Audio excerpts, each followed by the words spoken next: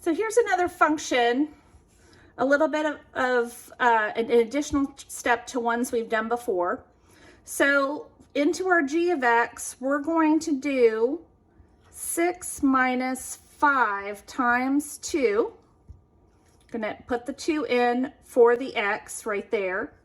And on our f of x, we're going to put in negative 6. 2 times negative 6 plus 3. Okay?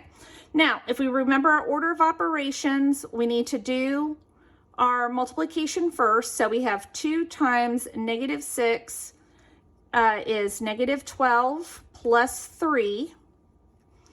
And that's going to give us an f of x that is equal to negative 12 plus 3 gives me a negative 9.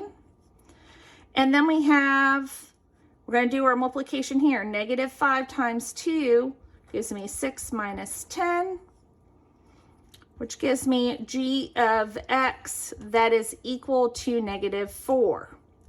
Now, it's wanting us to take g of x, or g of 2, which is negative 4, and subtract our negative 9 from there.